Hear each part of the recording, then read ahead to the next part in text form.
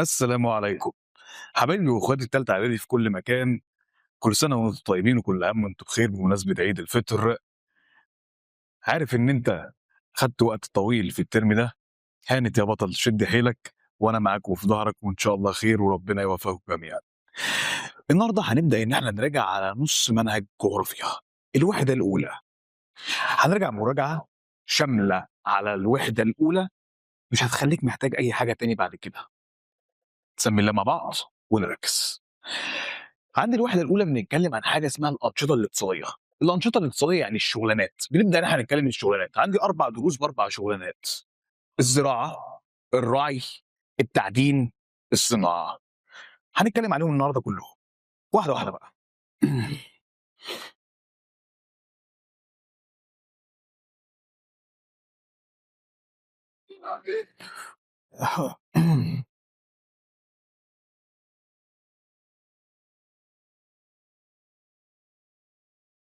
نتكلم أول حاجة عن شغلانة الزراعة.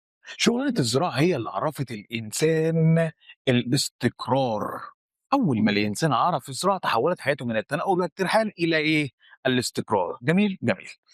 طب بص، هل الزراعة مهمة؟ هقول لك طبعا الزراعة مهمة. الزراعة ليها 3 أهميات. بص معايا كده. أول حاجة من أهمية الزراعة، تمام؟ أنا بزرع عشان خاطر آكل، يبقى أول حاجة مصدر للغذاء. تاني حاجة، لو عايز أصنّع الهدوم هاصنّعها من إيه؟ من القطن. عايز أصنّع السُكّر من قصب السُكّر. يبقى أنا بالتالي علشان خاطر أصنّع باحتاج المادة الخام، زي المادة الخام الزراعية. يبقى تاني حاجة من أهمية الزراعة، تمام، مصدر للمواد الخام. وأنا باربّي شوية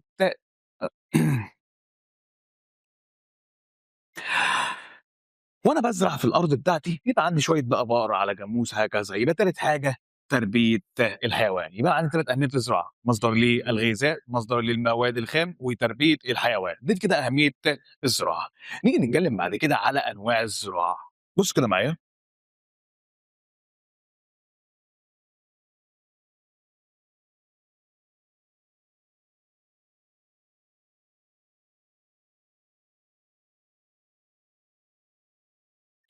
بُص، ركّز معايا.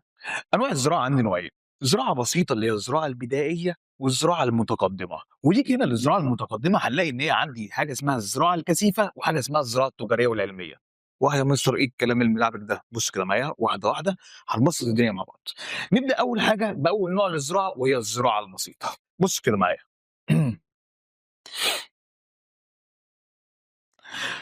الزراعة البسيطة، الفلاح الغلبان اللي يا دوبك كل هَمُّه إن هو يصحى من النوم، ينزل يزرع الأرض عشان يأكّل عياله ويأكّل نَفْسه وهكذا. جميل؟ جميل. الفلاح الغلبان ده وهو بيزرع هيستخدم إيه؟ هيقول لي يا مستر دلوقتي هو بينزل من صلاحية ربنا معاه الفاس في إيده عشان ينزل يحفر، ويا دوبك جردل المَيّة علشان يدلقها على الأرض. بالضبط. يبقى الفلاح الغلبان ده هيشتغل في الزراعة البسيطة، ومن اسمها زراعة بسيطة يبقى زي ما إحنا قُلنا هيستخدم فيها إيه؟ أدوات بدائية بسيطة. جميل، هيستخدم فيها أدوات بدائية بسيطة. طب ثواني، هو الفلاح الغلبان ده الأرض بتاعته، بنقول الفلاح غلبان يبقى الأرض بتاعته كبيرة والّا صغيرة؟ الله ينور. أرض صغيرة وضيّقة، ونزوّد عليها حتّة كمان وركّز في الحتّة دي، تبقى أرض صغيرة، تمام، ومتباعدة. إيه ده يا مستر؟ ليه متباعدة؟ هاقول لك ثواني. علشان الفلاح الغلبان ده بيزرعها عشان يأكّل عياله، فبيزرع شوية رز، شوية قمح، شوية مش عارف إيه، هكذا، فبيبعدهم عن بعضيهم. يبقى عندي الزراعة البسيطة، تمام، نستخدم فيها أدوات بدائية بسيطة، تبقى الأراضي ضيّقة ومتباعدة، وعلشان ما بتجيبش هَمّها فعدد قليل من السكان اللي بقى بيشتغل فيها، يبقى يعمل بيها عدد قليل من السكان. جميل، جميل. طب ثواني بس، هل هو بيصدّر؟ هاقول لك يا عم بيصدّر إيه، باقول لك فلاح غلبان يعني يا دوبك لسه بيزرع الأرض عشان ياكل باقول لك. فبالتالي الزراعة البسيطة أهميتها إن هي توفّر إيه، احتياجات للسكان، يعني ما فيش كمية زيادة باصدّرها لدول اللي برّه ولا أي حاجة. ده كده بالنسبة للزراعة البسيطة من حيث الخصائص بتاعتها. جميل، جميل. هنيجي نتكلم بعد كده عن المحاصيل بتاعة الزراعة البسيطة. عندي 2 أنت عارفهم و2 جداد عليك. إيه هم عشان اختصار؟ ذرة، موز، كثافة، يام. ذرة، موز، كثافة، يام. إيه يا مستر الكثافة واليم دي؟ واحدة شبه البطاطا والتانية شبه البطاطس، بس مش موجودين عندنا في مصر عشان كده ما حدش فيكم يعرف عنهم حاجة. جميل؟ جميل. ده كده بالنسبة للزراعة البسيطة. نيجي نتكلم بعد كده على الزراعة الكثيفة. بُص، الحتة اللي أنا هاقولها لك دي برّه المنهج تمام، بس أعلّمها بكده. الزراعة الكثيفة أول ما أفتكرها أفتكر مصر. ليه؟ تعالَ كده معايا. مصر بتزرع كام مرّة؟ مصر والله ما عارف. أنا مالي ومال مصر، بس أنا أهم حاجة باصحى من النوم أقعد على الموبايل مش فارقة معايا أي حاجة تانية، غير كده ما عنديش أي حاجة خالص أعرفها. بُص أهو، أبسّطها لك. عندنا في مصر محاصيل إيه ومحاصيل إيه؟ محاصيل صيفية ومحاصيل شتوية، يعني أنا عندي بازرع الأرض أكتر من مرّة تمام، في السنة الواحدة، هو ده تعريف الزراعة الكثيفة، عشان كده باقول لك الزراعة الكثيفة أعلّمها بمصر عشان تفتكر، مصر بتزرع أكتر من مرّة في السنة الواحدة، يبقى الزراعة الكثيفة جه في امتحان تمام السنة اللي فاتت، يبقى دي تعريف الزراعة الكثيفة هي زراعة إيه الأرض أكثر من مرّة في العام الواحد. جميل؟ جميل. طب ثواني، يا اسطى ما دام كده بازرع كتير يبقى أنا أكيد باستخدم آلات، هاقول لك لأ، صعب إن أنا أستخدم آلات، طب ليه ما باستخدمش آلات فيها يا أستاذ إزاي؟ ده أنا بازرع كتير، هاقول لك ثواني. باب الشقة، هل ينفع تدخل تركن العربية تمام، جوّه البيت؟ أدخل أركن العربية إزاي؟ ده أبويا يجيبني من قفاه ويدّيني بالجزمة ويطلّعني برّه أنا والعربية، أقول لك بالضبط، مش هتعرف تدخّل العربية من باب الشقة عشان باب الشقة إيه، ضيّق، أهو ده بالضبط نفس النظرية. الزراعة الكثيفة ما باستخدمش فيها آلات بسبب ضيق الأراضي، الأراضي بتبقى ضيّقة، يبقى أنا عندي سؤال مهم وبما تفسر أوكي، ييجي يقول لك يصعب استخدام الآلات ليه؟ تقول له بسبب إيه؟ بسبب ضيق الأراضي، ضيق الأراضي، وعلشان ما باستخدمش آلات فأكيد باحتاج لناس تشتغل في الأرض، فباحتاج لأيدي عاملة، وهنا ييجي لي سؤال يقول لي بما تفسر ليه بتحتاج لأيدي عاملة؟ هاقول له عشان الزراعة تتم من خلال كام عملية؟ 3 عمليات. أحط البذرة، أروي الأرض، أعمل تنقية للحشائش، يبقى أنا عندي عمليات الزراعة كام عملية؟ 3 بذر وري وتنقية، جميل؟ ده كده بالنسبة للزراعة الكثيفة. طب ثواني بس أنت قُلت لي الزراعة الكثيفة أعلّمها بمصر عشان التعريف بتاعها، هاقول لك حصل، وعلشان فيها كمان أهم 3 محاصيل في مصر، إيه هم؟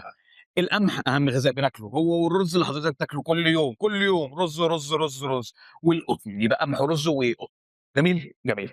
طب الزراعة الكثيفة تبقى موجودة فين؟ هاقول لك بتبقى موجودة في المناطق الحارة والمعتدلة. طب ثواني، الزراعة البسيطة اللي من شوية في المناطق الحارة، تمام؟ في حاجة صعبة كده؟ تمام؟ جميل. ده كده بالنسبة للزراعة الكثيفة. طب ثواني، إحنا لسه قايلين في الزراعة البسيطة إن أنا يا دوبك باوفّر حاجة السكان، يا دوبك بأكّل السكان، هنا عندي برضه الزراعة الكثيفة نفس الحاجة، يا دوبك برضه بأكّل السكان، يبقى أنا عندي في أوجه تشابه. ثواني كده. عندي أوكي، أوجه تشابه بين الزراعة الكثيفة والزراعة إيه، البسيطة. إيه بقى أوجه التشابه؟ تمام، أول حاجة توفير حاجة السكان، يا دوبك باوفّر حاجة السكان بس، تمام، بس ما باصدّرش. تاني حاجة أيوه، إن الأراضي بتاعتهم إيه هُم الاتنين ضيّقة، يا جدع، إن الأراضي ضيّقة. أي نعم، في الزراعة البسيطة ضيّقة ومتباعدة، تمام، وهنا ضيّقة بس الاتنين في الأول وفي الآخر إيه، أراضي ضيّقة، بالضبط. ده كده بالنسبة للزراعة البسيطة والزراعة الكثيفة. ندخل بعد كده على تالت نوع من الزراعة وهي الزراعة التجارية والعلمية. واحدة، واحدة. من اسمها زراعة تجارية يبقى أكيد يا مستر دي اللي بانتج فيها كمية كبيرة، هاقول لك حصل. يبقى الزراعة التجارية من اسمها يبقى دي اللي بانتج فيها كمية كبيرة، يبقى بتهدف إلى الإنتاج التجاري الضخم، بانتج كمية كبيرة جدًا. طب ثواني، بانتج كمية كبيرة علشان أتاجر بيهم يبقى أكيد دي اللي بتدخل في إيه، هاقول لك بتدخل في التصدير جدع، دي اللي أنا تمام، باصدّر منها المحاصيل. يبقى الزراعة التجارية، بانتج كمية كبيرة عشان خاطر أصدّرهم. طب نيجي نكمّل كده اسمها زراعة تجارية وعلمية، من اسمها زراعة تجارية وعلمية يبقى أكيد دي اللي بنستخدم فيها أحسن الأساليب العلمية والآلات الحديثة، يبقى بنستخدم فيها الآلات الحديثة تمام، وأحسن الأساليب إيه، العلمية. جميل، جميل. طب ثواني، وهنا ييجي لي تكّاية، يقول لي إيه؟ دلوقتي أنت بتستخدم آلات، ده هيؤدي إلى إيه؟ هاقول لك تعالَ، أنا دلوقتي باستخدم آلات، هل هاحتاج لناس كتير تشتغل؟ لأ. طب وما دام دلوقتي أنا مش هاحتاج لناس كتير تشتغل، هل هاحتاج إن أنا أدفع لهم مرتبات؟ برضه لأ. يبقى أنا دلوقتي عندي استخدام الآلات بيؤدي إلى إيه؟ بيؤدي إلى 2 قِلّة، قِلّة التكاليف وقِلّة الأيدي العاملة، يبقى أدّى إلى 2 قِلّة، قِلّة العمالة وقِلّة التكاليف. جميل، جميل. طب إيه أهم المحاصيل؟ أهم المحاصيل الزراعة الطبيعية والعلمية عندي 4 محاصيل، إيه هم؟ قمح، قطن، مطاط، شاي. قمح، قطن، مطاط، شاي. أوكي؟ يبقى عندي الزراعة البسيطة ذو رموز كثافة أيام، ذو رموز كثافة أيام. الزراعة الكثيفة الزراعة الكثيفة قمح ورز وقطن. هنا الزراعة الطبيعية والعلمية قمح، قطن، مطاط، شاي. تمام. الزراعة البسيطة والكثيفة ما باصدّرش فيهم، يا دوبك بيوفّروا لي حاجة السكان، الوحيدة اللي بتصدّر إيه؟ الزراعة التجارية والعلمية، ومن اسمها زراعة تجارية يبقى بانتج كمية إيه، كبيرة. طب ثواني، ما دام بانتج كمية كبيرة يبقى بانتج الكمية الكبيرة دي في مساحة صغيرة والّا مساحة كبيرة؟ تقول لي يا مستر لأ دي في أرض واسعة، هاقول لك عشان كده تتم في مساحات واسعة فاتقال عليها الزراعة الواسعة، وده سؤال جه في امتحان السنة اللي فاتت، أوكي؟ قال لك دي تُعرف بالزراعة الواسعة، هتقول له علشان هي تتم في مساحات واسعة. جميل؟ طب ثواني، ما دام هي في مساحات واسعة، هل هاحط المحاصيل كلّها مع بعضيها يالّا عُك وليّس كلّه كويس؟ تقول لي لأ، كل أرض ليها محصول معيّن، أوكي؟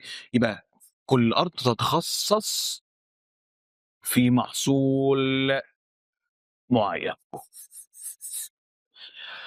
كده اتكلمنا عن 3 أنواع بتوع الزراعة، أوكي؟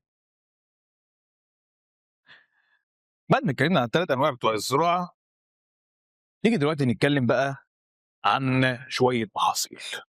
بُص كده معايا، هنمسك كده شوية محاصيل ونبدأ إن إحنا نتكلم عليهم. نبدأ أول حاجة بالقمح، تمام؟ أهم حاجة بنزرعها والإنسان بياكلها هو القمح، وهنا نسأل نفسنا سؤال، ليه القمح أهم حاجة؟ هاقول لك عشان باصنع منهم 3 حاجات، كويس؟ باصنع منه 3 حاجات، وال3 حاجات دُولة بناكلهم، إيه هم؟ خبز العيش، المكرونة، الحلويات، كنافة بقى، على بسبوسة، على كل الحاجات دي. يبقى أهمية القمح إيه؟ نصنع منه خبز، مكرونة، وحلويات، أوكي؟ تمام. طب ثواني، عايز أدّيك قاعدة، خلّي القاعدة دي معانا طول كده الفيديو، طول الترم معاك. أهم حاجة في أكبر حاجة، يعني إيه؟ بُص، يعني مثلًا أهم حاجة الإنسان بيزرعها وبياكلها هي إيه؟ القمح، صح؟ جميل. أهم معدن هو إيه؟ الحديد. أهم حاجة باخدها من الحيوان إيه؟ اللحمة. أهم حاجة باخدها من المَيّة إيه؟ السمك، تمام؟ شُفت بقى أهم حاجة في أكبر حاجة، أهم حاجة بتضبط الدماغ إيه؟ الشاي، تمام؟ أوكي، يبقى أنا دي كده أهم حاجة. يعني إيه بقى في أكبر حاجة؟ اللي هي أكبر قارة وأكبر دولة. أكبر قارة قارة آسيا، أكبر دولة دولة الصين، أو خلّي القاعدة دي معاك هتريحك بعد كده في الحفظ، أوكي. يبقى أنا عندي القمح موجود فين؟ موجود عندي في آسيا، الصين. ده كده بالنسبة لإيه؟ القمح، أوكي. يبقى قمح هو الغذاء الرئيسي نصنع منه خبز ومكرونة وحلويات، آسيا، الصين، أوكي، تمام. نيجي بعد كده على تاني محصول وهو محصول الذرة. بُص، حضرتك أو حضرتِك أمّا تتجوّزي، تمام، وأنتِ ماشية مع جوزِك أو أنت ماشي مع مراتك على البحر، أوكي، هتقول لك والنبي ممكن تجيب لي كوس ذرة كده ناكله سوا. فبالتالي تمام، الذرة هو غذاء للإنسان، أو لو أنت سهران بالليل بتتفرّج على فيلم بتعمل لك شوية فشار، يبقى الذرة أهميته إيه؟ هو غذاء للإنسان. إيه كمان تاني؟ لو تيتة أو ماما مربية شوية فراخ وشوية كده بترمي لهم شوية ذرة، يبقى هو غذاء للإنسان وعلف للحيوان. جميل، ده كده أهمية الذرة. جميل، جميل. الذرة هاعلّمه بحرف الراء، درارة أمريكا الشمالية. جميل، درارة أمريكا الشمالية. في حاجة صعبة؟ يالّا بينا نكمّل. ركّز معايا وما تسرحش، ركّز معايا وما تسرحش.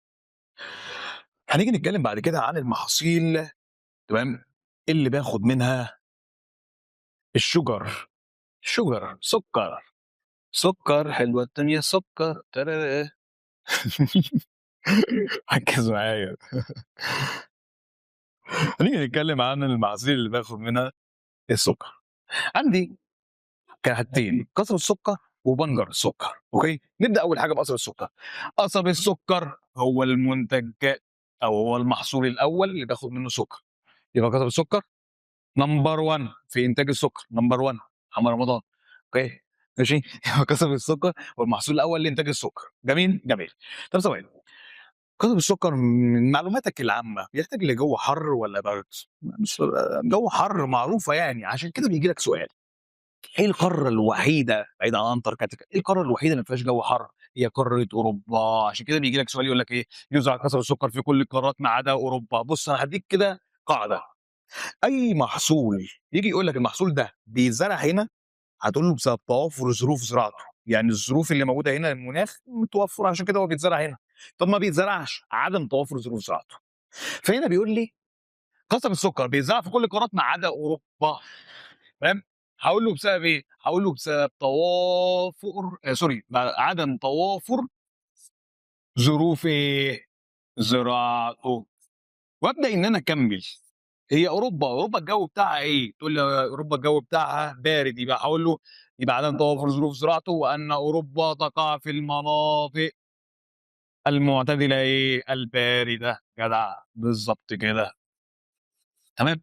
أول دولة بتنتج لي السكر هي دولة البرازيل طبعًا في أمريكا الجنوبية، أوكي؟ ندخل بعد كده على تاني حاجة ندخل بعد كده على تاني حاجة في إنتاج السكر number 2 بعد القصب وهو بنجر السكر. هو المحصول التاني في إنتاج السكر. طب ثواني، مين أول دولة ليه ومين أول قارة؟ هاقول لك ثواني، إحنا لسه قايلين يُزرع قصب السكر في كل القارات ما عدا قارة أوروبا. يبقى أكيد أوروبا يا مستر بتعوّض نقص السكر اللي في القصب في إن هي أول قارة بتنتج لي البنجر، أقول له حصل، أول قارة في إنتاج البنجر، وأول دولة هي دولة فرنسا، جميل؟ تمام، جميل. ييجي لك كده تركاية كده بسيطة، يقول لك إن مصر أول دولة في أفريقيا بتزرع البنجر، أوكي، ده لو جاب لك يعني، تمام، جميل. كده اتكلمنا عن قسم السكر والبنجر. طب بالنسبة بقى للسكر، بالنسبة للسكر فأول دولة ليه هي دولة البرازيل، أوكي، وبعد كده الهند، وبعد كده الصين، أوكي، برازيل، هند، صين، برازيل، هند، صين، أوكي، ده كده بالنسبة لإيه، المحاصيل اللي بانتج منها السكر، أوكي، تمام.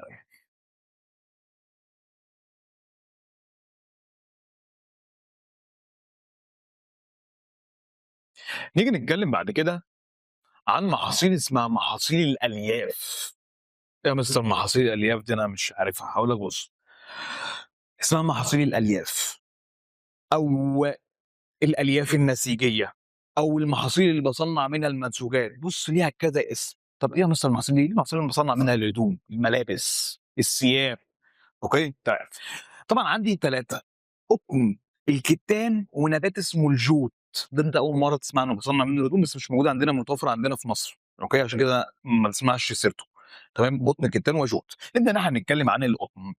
القطن آجي أقول لك إيه أهميته، تقول لي يا مستر أهميته سهلة يعني القطن يعني باصنّع منه هدوم، هاقول لك دي أول حاجة، ده في حاجتين تانيين، يا مستر والله ما أعرفهم، هاقول لك باصنّع غير القطن تمام، القطن غير باصنّع منه غير الهدوم حاجتين تانيين، القطن البذرة بتاعته باجي إن أنا أعصرها فبانزّل منها زيت اسمه زيت بذرة القطن، بالضبط. تالت حاجة إن القطن البذور بتاعته ممكن تترمى للحيوانات كعلف للحيوان، إيه ده! يعني كده القطن بيتشابه مع الذرة، فإن كلاهما إيه، علف للحيوان، جدع. يبقى أنا عندي أهمية القطن، إيه أهمية القطن؟ أقول لك أهمية القطن باصنّع منه الملابس، أوكي، باعمل منه زيت بذرة القطن. كويس، باستخدمه كعلف للحيوان، كده بيتشابه مع الذرة، يبقى أنا عندي 3 أهمية للقطن، جميل، القاعدة اللي قلناها من شوية، أهم حاجة في أكبر حاجة، جميل، أهم حاجة باصنّع منها القطن هي إيه؟ أوكي، الهدوم، تمام، طب ثواني، يبقى أكيد موجود في أكبر قارة وأكبر دولة، أكبر قارة آسيا، أكبر دولة الصين، أوكي، وبعد آسيا عندي الأمريكتين فكك منهم، أهم حاجة الرابعة اللي هي أفريقيا، لو جه سألني مين أول دولة في أفريقيا إنتاجًا للقطن، هاقول له طبعًا مصر أم الدنيا، وهنا ييجي يسألك سؤال مصر والسودان هُم الاتنين دُولة القطن بتاعهم مشهور، إيه يعني مشهور يا مستر إيه يعني إيه مشهور بيعمل إيه يعني؟ هاقول لك بُص الإجابة بقى، يشتهر القطن في مصر والسودان بأنه قطن طويل إيه، طويل التيلة. يعني إيه طويل التيلة؟ عارف كده الشعر الناعم التقيل تمام، أحلى من الشعر الناعم الخفيف، ده هيُقع، لكن ده ماسك نَفْسه، فبالتالي قطن طويل التيلة قطن جيد تقدر أنت تصنّع منه 100%. أوكي، ده كده بالنسبة لإيه، القطن. أوكي.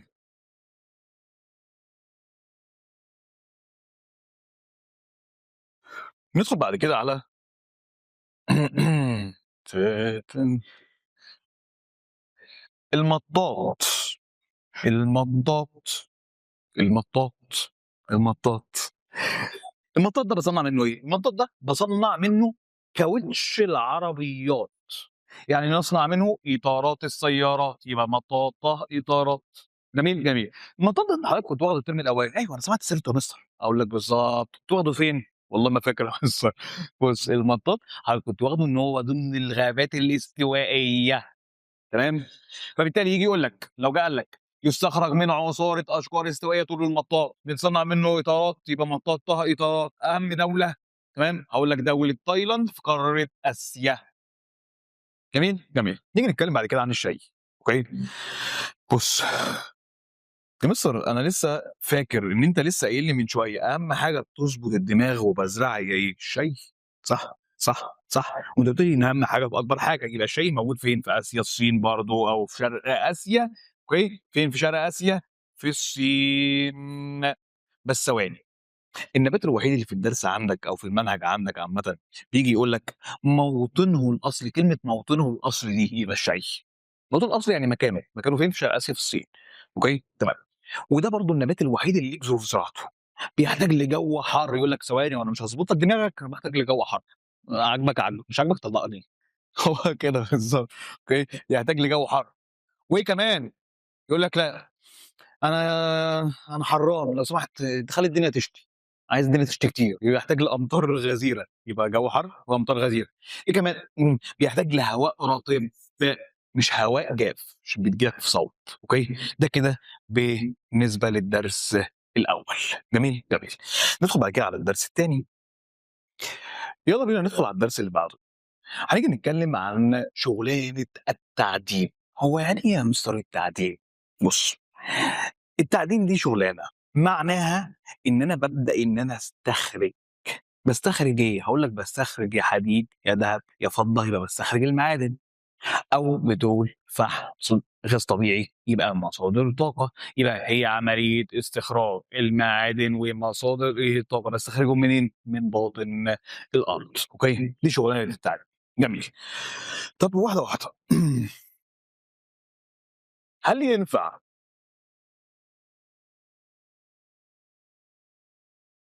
حضرتك دلوقتي تيجي عايز تحفر تحت سريرك وتقول لي تحت سريري في بترول، أنا عايز أطلّع البترول تحت سريرك، أبوك هيمسكك من قفاك ويقول لك اطلع برّه يا ابني، يا ابني، يا ابني، يا ابني. صح؟ مش هينفع صح؟ يبقى أنا أكيد لازم قبل ما أستخرج المعدن أو مصادر الطاقة أو أي حاجة، لازم أتأكد إن المكان ده فيه أصلًا معدن، صح؟ جميل. يبقى أنا عندي دلوقتي هنتكلم عن حاجة اسمها عمليات سابقة أو عمليات قبل التعدين. قبل ما أستخرج لازم إيه، لازم أتأكد إن المكان ده فيه معادن، يبقى البحث عن المعادن أو البحث عن الخامات، يبقى أنا لازم أبحث أتأكد إن المكان ده. طب ثواني، دلوقتي أنا اتأكدت خلاص إن المكان ده فيه معادن، هاقوم أتصل، ألو لو سمحتوا يا مهندسين، تعالوا أنتم والصنايعية أو العمال عشان عايزين بقى نستخرج من المكان ده. فهابدأ إن أنا إيه، هابدأ بقى إن أنا أجهّز المكان اللي أنا هاستخرج منه. هابدأ إن أنا أعمل لهم بيوت، لإن هم ما عندهمش بيت طبعًا جنب المكان اللي هم هيحفروا منه، فيعملوا كده بيت مؤقت كده اللي هو بيبقى عبارة عن خشب بنشوفه على الطريق الدولي أو على الطريق الصحراوي أو على الطريق الزراعي، بيوت كده خشب كده تتعمل للعمال عشان يقعدوا يشتغلوا. يبقى أنا دلوقتي عندي 2 من العمليات السابقة. البحث عن المعادن أو البحث عن الخامات. تاني حاجة مَد الطرق وإنشاء مساكن للعاملين. أوكي، تمام. ده كده العمليات السابقة. عندي تاني عمليات لاحقة. ثانية كده. ماذا هيكون لها؟ عمليات لاحقة. يعني إيه عمليات لاحقة؟ تيجي لك يقول لك عمليات لاحقة أو بعد التعدين. إيه العمليات اللاحقة دي؟ أنا دلوقتي استخرجت، يعني كده أنتجت. بعد ما استخرجت هابدأ إن أنا أحطهم على عربيات وأنقلهم. جميل، يبقى النقل. طب ثواني، نقلتهم بابدأ إن أنا أودّيهم للمصانع عشان يصنّعوا منهم بقى، يستغلّوهم، أوكي، يبقى التوزيع، يبقى أنا عندي العمليات اللي بعد التعدين أو العمليات اللاحقة إنتاج ونقل وتوزيع، إنتاج ونقل وتوزيع، جميل، جميل. المهم بيقول لك إيه، بيقول لك الأرض اللي إحنا عايشين فيها دي فيها حوالي 2000 معدن، إيه ده! 2000 معدن لحالهم؟ هاقول لك آه. طب هل ال2000 معدن دول كلّنا بنستغلّهم؟ لأ، ما بنستغلّش غير 200 بس. جميل، جميل. وأكتر طبعًا الدول اللي بتستغل المعادن، أكيد هتبقى دول متقدمة والّا دول نامية فقيرة؟ تقول لي دول متقدمة مصر، دول متقدمة بتستغل بنسبة 85% بالرغم إن هي ما فيهاش سكان كتير، فيها حوالي خُمس سكان العالم، نسبة قليلة جدًا، أوكي، أقل من ربع سكان العالم حتى، أوكي، تمام. المهم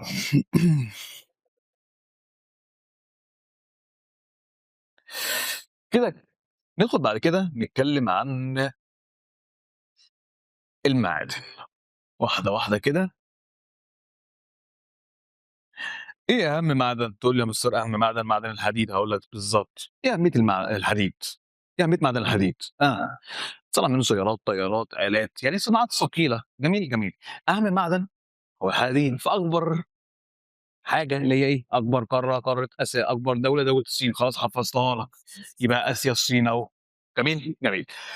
المهم بيقول لك إن أنا عندي الحديد ده بيدخل في التجارة بنسبة 30%، أوكي، يبقى بنسبة 30% بيدخل في التجارة العالمية، جميل، يبقى بنسبة 30% في التجارة العالمية، نسبة 30% في التجارة العالمية، جميل، جميل.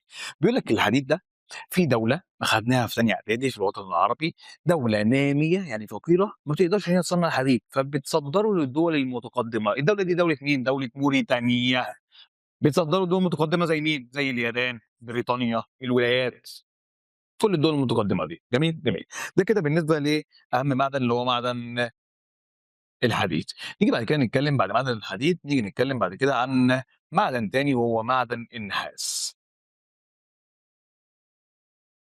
بُص معايا، لو مسكت أي سلك، تمام، لأ مش مسكت أي سلك يعني كهربت لأ، مسكت سلك الشاحن، جميل، فكيت كده سلك الشاحن هتلاقي إن في طبقة لونها صفرا كده تحتيه، هو ده النحاس، يبقى أهمية النحاس يدخل في صناعة الأسلاك، إيه كمان تاني؟ لو مسكت التلفزيون بتاع البيت وفتحت التلفزيون عملت فيها صنايعي ومهندس، فتحت التلفزيون بدأت إن أنت تبُص عليها تلاقي معظم مكوناته من النحاس، التلاجة، السخّان، المروحة، التكييف، كل ده، يبقى أهمية النحاس يدخل في صناعة الأسلاك والأدوات الكهربائية. أول دولة في إنتاج النحاس دولة إيه؟ هاقول لك، لو أنتِ دلوقتي عايزة تقعدي جميل، على كرسي وصاحبتِك حاطة الشنطة بتاعتها، هتقولي لها إيه؟ لو سمحتِ شيلي الشنطة، أو أول دولة في النحاس هي دولة شيلي، وبعد كده دولة الصين، جميل، شيلي دي في أمريكا الجنوبية، تمام، سيبي الخريطة هنرجع لها في آخر المراجعة، أوكي، خلي الخريطة كمان شوية، هاخد لك كل كده الخرايط. طب تعالَ بالمناسبة أهي، دولة شيلي هنا في أمريكا الجنوبية أهي، دولة شيلي هنا أهو، أهي. في الحتة دي بالضبط، مكان الترم الأولاني جبال الإنديز، بالضبط، أوكي، تمام، يبقى النحاس أسلاك وأدوات كهربائية، أوكي، أول دولة هي دولة إيه؟ شيلي. نيجي بعد كده بعد ما اتكلمنا هنيجي نتكلم مع بعض عن تالت معدن وهو معدن البوكسايت. البوكسايت ده تمام، باصنّع منه الألمونيوم. إيه ده؟ إيه ليه إيه ده؟ الألمونيوم أنا عارف من زمان وأنا صغير يا مستر إن أنا يعني الألمونيوم ده أنا باستخرجه، هاقول لك لأ، أنا باستخرج البوكسايت اللي أنت أول مرّة تسمع عنه واللي باصنّع أصلًا منه الألمونيوم، جميل، جميل. يبقى إيه أهمية البوكسايت؟ باصنّع منه الألمونيوم، جميل، تمام. طب ثواني، البوكسايت هاعلّمه بإيه؟ هاقول لك هاعلّمه بحرف السين، بوكسايت س أستراليا، جميل، يبقى بوكسايت س أستراليا، يبقى أول دولة إنتاجًا ليه؟ دولة أستراليا، جميل، جميل. أنت قُلت لي باصنّع من البوكسايت الألمونيوم، هاقول لك حصل. طب ثواني، مين أول دولة إنتاجًا للألمونيوم؟ هاقول لك شبه ما قُلنا دواجن وولايات في الدرس اللي قبليه، هنقول هنا برضه ألمونيوم وولايات، جميل، جميل. هنا بقى ييجي لي سؤال من أهم الأسئلة اللي بتيجي لي في الامتحانات، إيه السؤال ده؟ بُص معايا، السؤال ييجي لك بكذا طريقة،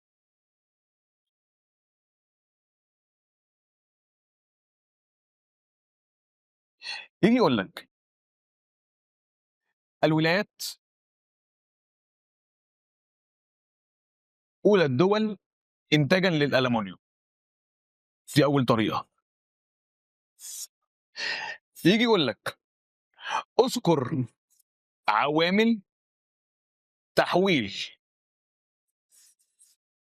البوكسايت لألمونيوم برضه. إزاي باحوّل البوكسايت، إيه العوامل أو الحاجات اللي بتخلّيني أحوّل البوكسايت وتساعدني إن أنا أحوّله لألمونيوم. جميل، جميل. ييجي يقول لي تالت طريقة للسؤال، كل ده كده أشكال للسؤال وليهم إجابة واحدة، وهي الإجابة هي. تالت شكل للسؤال ييجي يقول لك إيه، يقول لك الدول المتقدمة هي اللي بتصنّع الألمونيوم. يبقى الولايات أول دولة إنتاجًا للألمونيوم. ليه؟ إيه العوامل اللي بتخلّيني أو الأسباب اللي بتخلّيني أو المقومات اللي بتخلّيني أحوّل البوكسايت لألمونيوم؟ الدول المتقدمة هي اللي بتصنّع الألمونيوم. هاقول له إيه بقى، هاقول له الإجابة عندي بسبب 3 توافر، إن أنا عندي 3 حاجات بتساعدني. أول حاجة إن أنا يكون عندي كهربا، يبقى طاقة كهربائية، يبقى يكون عندي طاقة كهربائية. إيه كمان تاني؟ يكون عندي ناس فهمانة وإيديهم تتلف في حرير يقدروا إن هم يصنعوا البوكسايت الألمونيوم، يبقى توافر خبرة علمية وفنية، نفس اللي كانت موجودة في إنتاج السمك برضه. تالت حاجة يكون عندي المكان اللي أنا بابيع واشتري فيه، اللي هو إيه، اللي هو السوق، يكون عندي أسواق داخل الدولة وخارج الدولة، يعني أسواق محلية وخارجية. يبقى تالت حاجة تمام، أسواق محلية وخارجية. سؤال مهم، تمام. يبقى أنا عندي دلوقتي من الآخر بانتج البوكسايت باحوّله لألمونيوم، باحتاج لإيه؟ باحتاج ل3 توافر، طاقة كهربائية، خبرة علمية وفنية، أسواق محلية وخارجية. جميل، جميل. ده كده بالنسبة لإيه؟ البوكسايت، تمام. لو عايز تاخد screen ماشي، عايز تاخد screen 3 أشكال خُدها، يالّا أهو. أهو. المهم ندخل بعد كده على مصادر الطاقة، بس قبل ما ندخل على مصادر الطاقة إحنا قُلنا أول دولة بتنتج الألمونيوم إيه؟ ألمونيوم وولايات. هاقول لك في دول متقدمة برضه بيصنعوا الألمونيوم غير الولايات، عندي زي دولة كندا، دولة أستراليا، دولة اليابان، دولة بريطانيا، دي الدول المتقدمة اللي بتصنّع تمام الألمونيوم. نيجي نتكلم بعد كده عن مصادر الطاقة.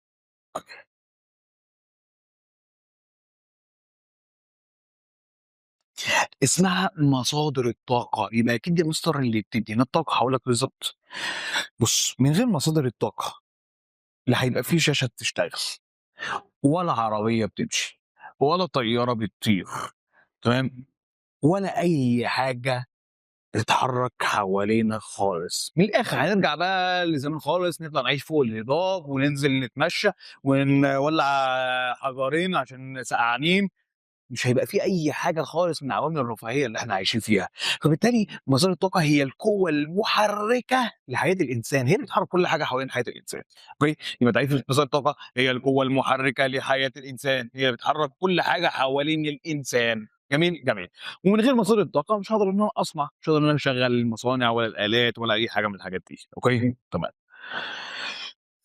طبعًا عندي مصادر الطاقة نوعين حضرتك واخدهم سواء كان في العلوم أو في الدراسات ابتدائي وإعدادي. أوكي، لو مصادر غير متجددة تمام، زي إيه؟ فحم البترول، غاز طبيعي. مصادر طاقة متجددة شمس ومَيّة ورياح.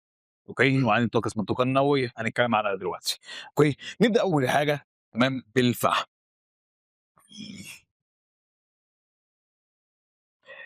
إيه أهمية الفحم؟ بُص، أهمية البترول أو الفحم أو الغاز الطبيعي ال3 بيولدوا لي كهربا، وهي بقى أهمية توليد الكهرباء.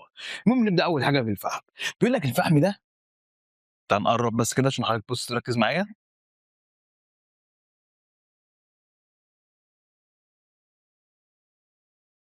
بُص كده معايا، بيقول لك الفحم ده كان عماد الثورة الصناعية في أواخر القرن ال18.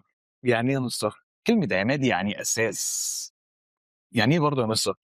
أساس الصناعة زمان قبل معرفة البترول أو قبل اكتشاف البترول بكثرة كان الفحم. كان الفحم هو أهم مصدر للطاقة. حتى لو تلاحظ في الكرتون أو في الأفلام القديمة تلاقي إن القطر ماشي بيطلّع إيه، دخان من الفحم، بالضبط، يبقى الفحم كان أساس الثورة الصناعية في القرن ال18 أوكي، وكان المصدر الأول للطاقة قبل البترول بقى حاليًا في القرن ال20 أوكي، تمام. إيه كمان تاني باستخدمه في توليد الكهرباء، قايل لك أي مصدر طاقة باستخدمه في توليد الكهرباء، أوكي، تمام. ده كده بالنسبة لأهمية الفحم. مين أول قارة في إنتاج الفحم مثلًا؟ أول قارة قارة آسيا، أول دولة دولة الصين، فاهم؟ يبقى فحم آسيا هي الصين. جميل، جميل. بيقول لك إيه، بيقول لك آسيا وأوروبا هُم الاتنين لو حط إنتاجهم على بعضيهم تمام، في الفحم هنلاقيهم هُم الاتنين بينتجوا 3/4 إنتاج العالم، يبقى آسيا وأوروبا بينتجوا 3/4 إنتاج العالم، والعالم كله باقي القارات الربع بس، أوكي، تمام. ده كده بالنسبة الفحم. نيجي بعد كده نتكلم عن تاني مصدر للطاقة وهو أهم مصدر للطاقة حاليًا طبعًا وهو البترول. طبعًا إيه أهمية البترول؟ تقول يا مستر أهمية البترول أنا أخدته في تانية إعدادي.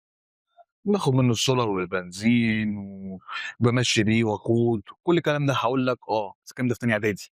هنا عندي ييجي يقول لك سؤال من أهم الأسئلة عندك في المنهج، يقول لك إيه أهمية البترول بما تفسّر؟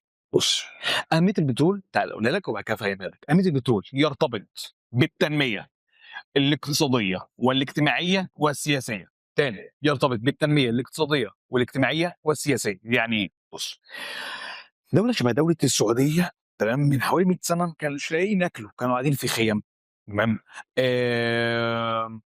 ما كانش معاهم فلوس، كانوا كحيانين خالص. طبعًا إخواتنا الأشقاء حبايبنا في كل مكان. المهم دولة السعودية ما كانتش لاقية تاكل، فبالتالي تيجي تبُص دلوقتي على دولة السعودية تقول لي مصر دولة السعودية دلوقتي حاجة تانية خالص، معاهم فلوس بالهبل، يعني اقتصاد الدولة بتاعتهم غني، أقوياء، عشان كده بيقول لك يرتبط بالتنمية الاقتصادية، إن كدولة بقى معاها فلوس بالهبل. وما دام الدولة معاها فلوس بالهبل يبقى أكيد الشعب هيبقى متنغنغ ومتريش، يبقى تربية اجتماعية المجتمع معاها فلوس. وأي دولة في العالم هتتمنى إن هي تعمل معاها علاقات، يبقى برضه تنمية إيه؟ سياسية. يبقى دي أهمية البترول، ترتبط بالتنمية الاجتماعية والاقتصادية والسياسية. جميل؟ جميل. أول طبعًا دولة للبترول هي دولة السعودية، تاني دولة دولة روسيا. أوكي؟ تمام. في لك سؤال على البترول.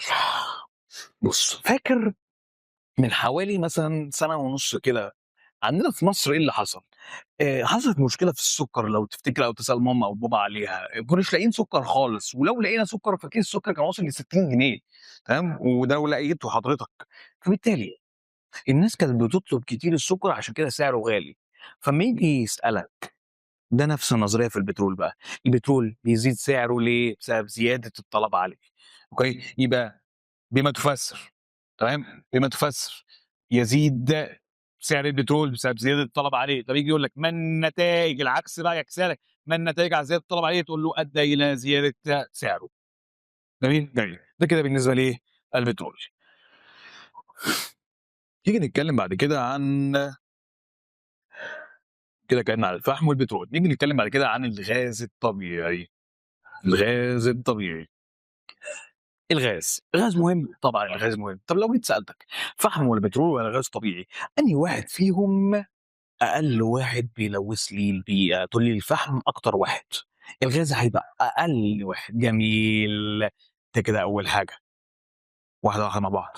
طب ثواني، إيه كمان تاني من استخدامات الغاز؟ هاقول لك بُص، نيجي نبُص دلوقتي في البيت تلاقي إن في الشقة فوق كده في البيت كده بيعدّي كده تمام، حوالين كده الجدار في الشقة فوق مواسير. المواسير دي بتاعة إيه؟ بتاعة غاز بنستخدمها في السخان أو في البوتاجاز عشان نشغّل البوتاجاز هكذا، يبقى بندخّل الغاز في البيت. هل تقدر تدخّل بترول في البيت؟ مصر منين؟ البترول غالي، بالضبط. إيه كمان تاني؟ يعني كده الغاز رخيص تمام، تيجي تلاحظ دلوقتي إن كتير من العربيات أو معظم العربيات تيجي تلاقيها ماشية عادي بالغاز، أوكي، عادي إيه المشكلة؟ تمام، غير البنزين. فبالتالي من أهمية الغاز إن هو وقود للسيارات، أقل تلويث للبيئة، رخيص التمن، أوكي، باستخدمه في الاستخدامات المنزلية، بيدخل إن هو 25% في مصدر الوقود. جميل، جميل. الغاز الطبيعي مختلف عن أي حاجة حضرتك درستها. إزاي؟ الغاز الطبيعي ليه قارة مختلفة عن الدولة خالص. مش فاهم أنا بس هاقول لك بُص، أول قارة في الغاز الطبيعي هي قارة أوروبا، وأول دولة هي دولة الولايات. طب هل دولة الولايات في قارة أوروبا؟ تقول لي لأ، هاقول لك عشان كده، دي دولة مختلفة خالص عن القارة، يعني مش موجودة جوّه القارة. أوكي، ده كده بالنسبة للغاز الطبيعي. يبقى الغاز الطبيعي رخيص التمن، سهل النقل، أقل تلوث للبيئة، الاستخدامات المنزلية كوقود مصدر للسيارات، كل الكلام ده. تمام، ده كده بالنسبة لإيه؟ غاز الطبيعي.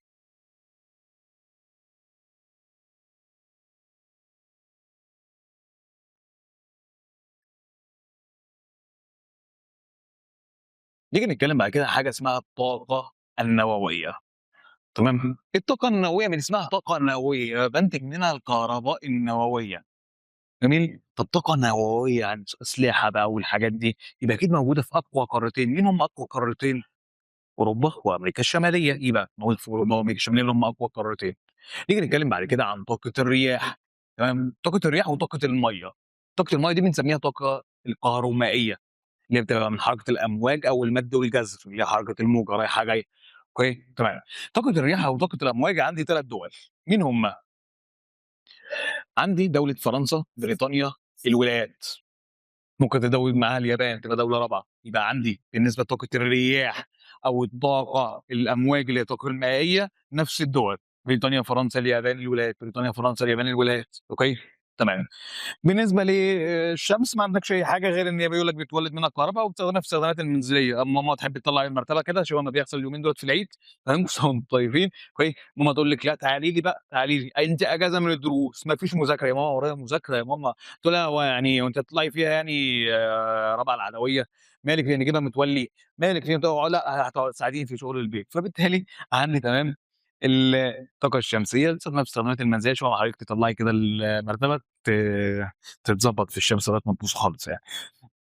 المهم آخر حتّة عندي كده عايز أقولها لك في الدرس.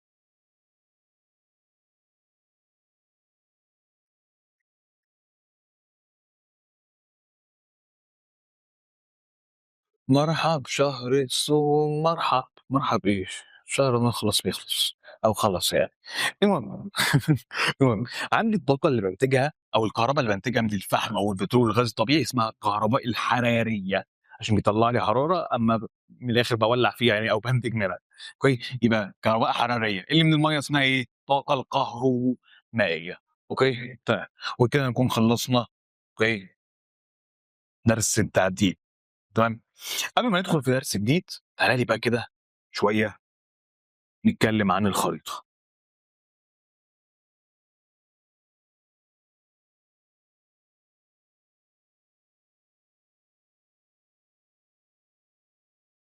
بُص كده معايا.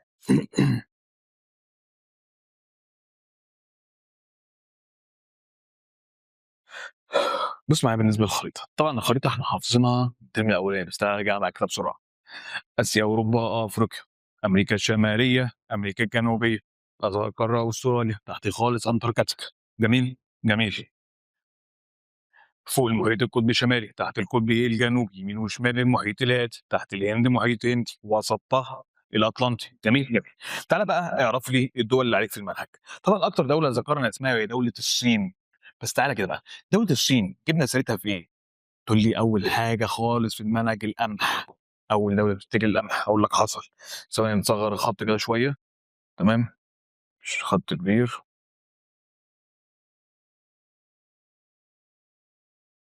تمام، ماشي يالّا بينا. يبقى في القمح، إيه كمان تاني؟ تقول لي مثلًا في الشاي. إيه كمان؟ الحديد، الفحم، صح. اللحوم، لأن لحوم الخنازير لو تفتكر. الأسماك. أوكي، ماشي. إيه كمان تاني، إيه كمان تاني؟ الأغنام. كل دي كده كان دولة الصين أول دولة إنتاجًا للحاجات دي كلها. يبقى كده عندي دولة الصين. إيه كمان تاني؟ عندي دولة الهند. دولة الهند بتاعة الألبان والأبقار، صح، جميل. إيه كمان تاني؟ عندي دولة روسيا تاني دولة في إنتاج البترول. دولة السعودية أهي، أول دولة في إنتاج البترول. مصر اللي هي طبعًا فيها القطن طويل التيلة. إيه كمان تاني؟ دولة موريتانيا أهي. اللي هي دولة نامية بتصدّر الحديد للدول المتقدمة. عندي بعد كده البرازيل أهو، البرازيل دي بتنتج السكر وخاصة السكر. عندي دولة الولايات، اللي هي أول دولة إنتاجًا للدواجن، آمم للألمونيوم، تمام. أول دولة في الغاز الطبيعي هكذا، تمام. عندي دولة أستراليا، أول دولة في البوكسايت، وأول دولة في إيه كمان تاني، دولة أستراليا غير البوكسايت بالضبط، الأصواف هكذا. دي كده أهم الدول اللي عندي، تمام. عندي هنا أهو برضه دولة فرنسا أهي، تمام. دولة فرنسا في قارة أوروبا، أول دولة إنتاجًا لبنجر السكر، بالضبط. ده كده بالنسبة لي الدول المهمة اللي عند حضرتك في الوحدة الأولى لغاية دلوقتي. ندخل بعد كده على الوحدة اللي بعديها، sorry الدرس اللي بعده. يا مستر أنت عايز تخلّصنا وخلاص يا مستر والّا إيه يا مستر؟ عايز تكعبلنا كده أي حاجة أعوج وليّس أقول لك عيب أنت حبيبي، أنت حبيبي ما فيش الكلام ده. بس الصراحة الواحد فاطر ويعني معبّيها فبطني تقيلة شوية، بطني تقيلة شوية.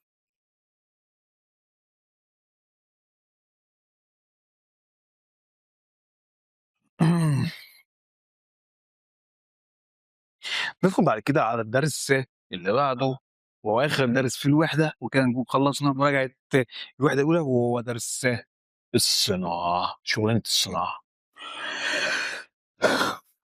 أي دولة متقدمة تشتغل في الزراعة والّا في الصناعة؟ أكيد الصناعة، يبقى بالتالي عندي الصناعة هي أساس التنمية الاقتصادية، أساس الاقتصاد هي الصناعة، جميل، جميل. كل دول العالم بتصنع، معظم دول العالم بتصنع، أوكي، تمام، جميل. ولكن بتختلف الصناعة بقى في دولة من دولة تانية، إزاي؟ بُص، أي دولة بتصنّع مثلًا قلم، دولة بتصنّع عربية، طيارة، أوكي، يبقى عندي الصناعة بتختلف أول حاجة في نوعها، إذا كانت خفيفة شبه القلم أو تقيلة شبه الطيارة والسيارات وهكذا، جميل، جميل. إيه كمان تاني؟ عندي مثلًا دولة ممكن تصنّع مثلًا بنطلون، البنطلون ده فيه مثلًا دولة شبه دولة مصر، بنطلون مصري والّا بنطلون تركي؟ تقول لي مثلًا لأ التركي أنضف، بالضبط، يبقى الجودة، جميل، جميل. ممكن دولة تصنّع 100 بنطلون، دولة تصنّع التانية 50 بنطلون، يبقى الكمية بتاعتها، يبقى أنا عندي الصناعة بتختلف من مكان للتاني بناءً على 3 حاجات: نوعها، تركُّزها، جودتها. يبقى أنا عندي الصناعة بتختلف من مكان للتاني بناءً على إيه؟ نوعها، جودتها، وتركُّزها. جميل، جميل. بُص معايا، لو أنا دلوقتي عندي عربيتين، أيوه يا مستر بقى دلّعني بقى، عندك عربيتين، أقول لك والله ولا أي حاجة، ما فيش الكلام ده خالص. المهم عندي عربيتين دلوقتي، أوكي، نعتبر مثلًا عربية اللادا اللي هي شبه التاكسي، وعربية BM، جميل، جميل. وحاجة أقول لك طبعًا أنهي أحلى؟ تقول لي الBM لادا دي مصر، BM أكيد طبعًا، أكيد. طب نعتبر إن اللادا مصري، نعتبرها إن هي مصري، والBM ألماني، يبقى أنت دلوقتي تستنتج أنهي دولة هتكون متقدمة أكتر؟ مصر والّا ألمانيا؟ قُلت له: "مصر أكيد ألمانيا." يبقى أنا عن طريق المنتج اللي هي العربية الBM عرفت دلوقتي إن دولة ألمانيا دولة متقادمة، ييجي يقول لي: "تُعد الصناعة مقياس لتطور الشعوب." طب هل دولة ألمانيا وهي بتصنع الBM صنعتها في ثانية والّا ثانية؟ تقول لي: "يا مصر لأ، دي قعدت تمسك ورقة وقلم وتعمل رسمة للعربية وتفضل تشخبط وتعمل رسمة تاني من أول وجديد وتشخبط وتعمل رسمة." فتعمل أبحاث وتجارب وتحط الفانوس وتحط الكراسي بتاعة العربية والفوانيس بتاعة العربية والمرايات بتاعة العربية شكلها إيه وهكذا، بدأت إن هي تعمل تجارب كتير. طب هاسألك سؤال، هل العربية الBM موديل 2010 زي 2026 تقول لي لأ بس 2026 أحدث، أجمل، أكيد أجمل، هاقول لك بالضبط، دي إجابة السؤال. هو السؤال ده يا مستر يقول لك الصناعة تُعد مقياس لتطور الشعوب، هتقول له إيه؟ هتقول له حيث أن الدول المتقدمة، يبقى تقول له أن الدول المتقدمة تستخدم الأساليب العلمية والأبحاث والتجارب وتطوير المنتجات، ده اللي أنا عايزه بس في الإجابة دي. يبقى تاني، إزاي الصناعة بتقيس تطور الشعوب، حيث أن الدول المتقدمة هي مالها؟ مالها الدول المتقدمة؟ تستخدم الأساليب العلمية زائد الأبحاث زائد التجارب وتطوير المنتجات، جميل، جميل. المهم عندي بعد كده الكلام الابتدائي، إيه هو الكلام الابتدائي ده يا مستر؟ أقول لك كنت عايز تعرفه ليه ما هو الكلام الابتدائي، هو أي تلزيقة وخلاص. مقومات الصناعة، عشان خاطر أصنعها محتاج مقومات طبيعية ومقومات بشرية. عايز أصنع القطن، يبقى أنا عندي مادة خام، تمام، sorry. عايز أصنع الهدوم باصنعها من القطن، أوكي، يبقى قطن ده مادة خام. جميل، جميل. مادة خام إيه؟ قطن مادة خام أكيد مصدر زراعية.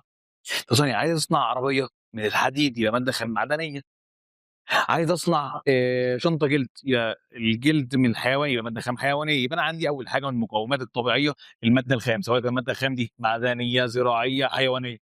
إيه كمان تاني؟ مصادر الطاقة، الموقع المتميز، دي كده المقومات الطبيعية للصناعة. ماشي؟ نيجي بعد كده على المقومات البشرية، عشان خاطر أصنع، مين اللي بيصنع؟ اللي مصدر الناس، يعني الأيدي العاملة، يبقى باحتاج لأيدي عاملة. إيه كمان تاني؟ تقول لي مستر فلوس، عشان خاطر أصل محتاج فلوس كتمنص money. تمام، من غير الفلوس ما فيش أي حاجة، كله بالفلوس، حب بالفلوس، عيشة بالفلوس، كله بالفلوس، كله بالفلوس بالضبط. ماشي، يبقى أنا عندي أيدي عاملة، توافر رأس المال وتوافر الأسواق، توافر أيدي عاملة، رأس مال وأسواق. جميل، يكون عندي تطور علمي بقى وتكنولوجيا وكده عشان أعرف أصنع حاجة كويسة. السياسات الحكومية، إيه هي السياسات الحكومية اللي هي علاقات الدول ما بينها وبين بعضيها، دي كده المقومات الطبيعية والمقومات البشرية للصناعة، عشان خاطر إن أنا أقدر إن أنا أصنع. أوكي، تمام. ندخل بعد كده على الأقاليم الصناعية، ركز بقى معايا. بس قبل ما نتكلم على الأقاليم الصناعية، بيقول لك إن في دول نامية أو كانت نامية بتحاول إن هي توصل للدول المتقدمة، عندي زي 3 دول: الصين، جنوب أفريقيا، مصر. كده مصر تبقى دولة متقدمة، أقول لك سمي الله كده وسيب على الله إن شاء الله. 2100 بإذن الله. يا مسهل. المهم، عندي الأقاليم 4 أقاليم، واحدة واحدة بقى. يعني إيه مستر كلمة 4 أقاليم، أو يعني إيه كلمة أقاليم أصلًا؟ هاقول لك بُص، أقاليم يعني إحنا هنبدأ إن إحنا نتكلم عن المناطق اللي فيها صناعة، كلمة منطقة كاملة فيها صناعة. عندي كام إقليم؟ عندي 4 أقاليم، 4 أقاليم، واحدة واحدة. مش هنمشيها بالترتيب، نبدأ أول حاجة بإقليم، تمام، اسمه إقليم روسيا وأوكرانيا. إقليم روسيا وأوكرانيا، واحدة واحدة بقى. إقليم روسيا وأوكرانيا. إيه عاصمة روسيا؟ ومعلومة عامة، عاصمة روسيا موسكو. طب ثواني، بُص كده، إقليم روسيا وأوكرانيا موجود فين على الخريطة؟ فين الخريطة؟ أهي، جاية خريطة، جاية أهي خريطة، أهي، أهي، خريطة أهي، تمام. ده كده أهو إقليم روسيا وأوكرانيا أهو، ده كده إقليم روسيا وأوكرانيا، ما بين آسيا وما بين أوروبا. طب ثواني، فاكر الترم الأولاني كنت واخد أنت يفصل ما بين آسيا وأوروبا إيه؟ تقول لي مستر جبال إيه؟ الأورال. يبقى أنا دلوقتي نرجع بقى لورا بقى، نرجع بقى للحتة اللي ورا. إيه هي الحتة اللي ورا يا مستر؟ أهو. راحت فين؟ يا هانم. أيوه، أيوه، أهي جات. جت اقليم روسيا واوكرانيا يا باشا. تمام، اقليم روسيا واوكرانيا موجود تقول فين؟ هقول لك موسكو واورال. يبقى لو جه قال لك اقليم يوجد في موسكو واورال، تقول له اقليم روسيا واوكرانيا. طب اقليم يوجد في شكل مناطق متباعده، برضه روسيا واوكرانيا. ده كده اقليم روسيا واوكرانيا كده عشان نلخص الدنيا. عندي بعد كده، تمام، اقليم شرق اسيا. تمام، اقليم شرق اسيا. شرق اسيا، مين يا مستر الدول اللي بتصنع؟ هقول لك في اقليم شرق اسيا عندي 3. مين هم ال3؟ بُص، شرق آسيا عندي الصين، اليابان، وكوريا. يبقى عندي صين، يابان، وكوريا، صين، يابان، وكوريا. فين في اليابان؟ في جزيرة اسمها جزيرة هونشو. يبقى روسيا، أوكرانيا، موسكو والأورال في المناطق المتباعدة. إقليم شرق آسيا، صين، يابان، وكوريا. فين في اليابان؟ في جزيرة اسمها جزيرة إيه؟ هونشو. أوكي، جزيرة هونشو. كده اتكلمنا عن إقليم شرق آسيا، أوكي، واتكلمنا عن إقليم روسيا وأوكرانيا. أوكي، تمام. ندخل بعد كده على تالت إقليم، وهو إقليم شمال شرق الولايات. إقليم شمال شرق الولايات ده، مين أقوى دولة في العالم؟ دولة الولايات. فبالتالي إقليم شمال شرق الولايات ده أكبر الأقاليم الصناعية في العالم، أكبر الأقاليم الصناعية في العالم. طب يوجد فين؟ يوجد في البحيرات العظمى. كنا واخدينها الترم الأولاني. أوكي، شمال شرق الولايات فيها البحيرات إيه؟ العظمى. المهم بيصنعوا هناك بقى، هي طبعًا دولة الولايات بتصنع إيه؟ سيارات، على طيارات، على أجهزة بقى، حاسوبات بقى ولابتوب وكده. بيصنعوا برضه صناعات استهلاكية، اسمها استهلاكية عشان الشعب بيستهلكها كتير، السكان بيستهلكوها. زي إيه؟ أكتر حاجتين الإنسان بيستهلكهم هم إيه؟ الأكل والهدوم. لا هتقعد من غير أكل ولا هتقعد ماشي من غير لبس خالص. فبالتالي أكتر حاجتين الأكل والهدوم. دي صناعات اسمها صناعات استهلاكية. جميل، جميل. آخر إقليم عندي، يبقى إحنا كده اتكلمنا عن إقليم إيه؟ اتكلمنا كده عن إقليم شمال شرق الولايات، روسيا وأوكرانيا، وإقليم شرق آسيا. آخر عندي إقليم وهو إقليم غرب ووسط أوروبا، بس قبل ما ناخد إقليم غرب ووسط أوروبا تعالَ كده بُص معايا، نعرفه مع الخريطة. بُص، هنا عندي إقليم روسيا وأوكرانيا أهو، جميل؟ أهو، نُص آسيا ونُص في أوروبا. عندي كده هنا إقليم غرب ووسط أوروبا أهو. هنا إقليم شرق آسيا اللي هو إيه، الصين، كوريا واليابان. عندي هنا إقليم شمال شرق الولايات، كنا واخدين هنا الترم الأولاني زي ما قُلت لك حتة اسمها إيه، البحيرات العظمى. دُولة كده ال3 أقاليم، أوكي؟ آخر إقليم هنتكلم عليه تمام، هنتكلم عن إقليم غرب ووسط أوروبا اللي أنا لسه موريه لك على الخريطة.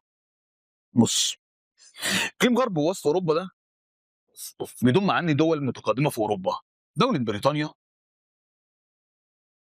ودولة فرنسا ودولة ألمانيا.